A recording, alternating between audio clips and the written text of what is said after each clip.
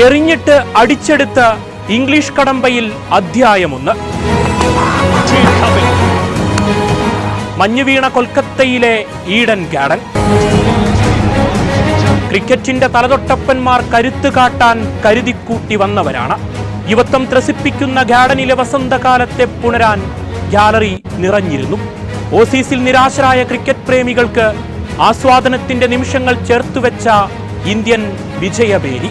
അഭിഷേകിന്റെ പട്ടാഭിഷേകത്തിൽ പൂരപ്പറമ്പിൽ ചാരമായത് English മനക്കോട്ടയാണ്.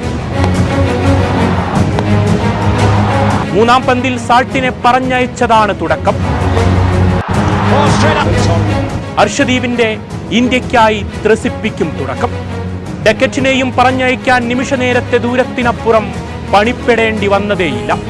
പിന്നെ അങ്ങോട്ട് Indian spin മാന്ത്രികതയിൽ English നിരയിലൊരു കൂട്ട തകർച്ചയാണ്. ബട്ട്ലറും ഇന്ത്യയും തമ്മിൽ പോരാട്ടമെന്ന് തോന്നിപ്പിച്ച നിമിഷങ്ങളാണ്. ഒരറ്റം നിഷ്പ്രഭമായ ഇംഗ്ലീഷ് നിരയിൽ ഉറച്ചുനിന്ന് ബട്ട്ലർ നേടിയ പൊന്നും വിലയുള്ള അർദ്ധശതകം. വരുൺ ചക്രവർത്തിയുടെ 3 വിക്കറ്റ് നേട്ടം. ഹർഷദീപും ഹർദിക്കും അക്സറും ഇരട്ട വിക്കറ്റ് കൊയ്ത് ഇംഗ്ലീഷ് പതനം അത് പൂർണ്ണമാക്കുന്നു.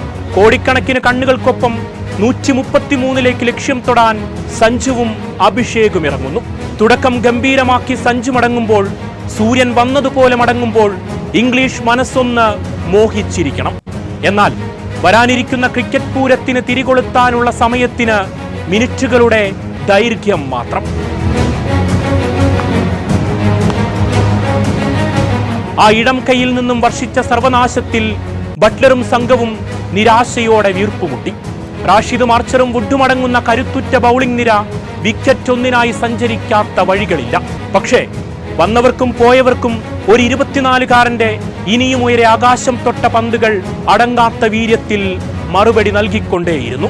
തിലകിനെ കാഴ്ചക്കാരനാക്കി അയാൾ തന്റെ സുന്ദര നിമിഷങ്ങളെ ആസ്വദിച്ചുകൊണ്ടേയിരുന്നു. 34 പന്തുകളിൽ വാരിക്കൂട്ടിയ 79ന്റെ പൊൻതിളക്കത്തിൽ കൊൽക്കത്തയിലെ കാണികളത് ആർത്തുല്ലസിച്ചു. ഭയത്തിന്റെ അംശം ഭാവഭേദം തൊട്ടു തീണ്ടാത്ത ലക്ഷ്യത്തെ തൊടാൻ വിശ്രമമില്ലാതെ ചലിച്ച ബാറ്റിൽ വിരിഞ്ഞ അനിർവചനീയ നിമിഷങ്ങളാണ്.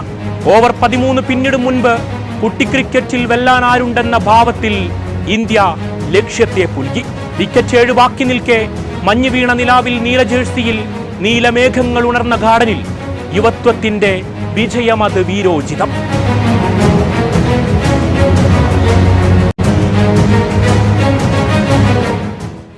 വയനാട് വിഷൻ വാർത്തകളും വിശേഷങ്ങളും അറിയാൻ തത്സമയ ദൃശ്യങ്ങൾ കാണാൻ വയനാട് വിഷൻ ഫേസ്ബുക്ക് ഫോളോ ചെയ്യുക.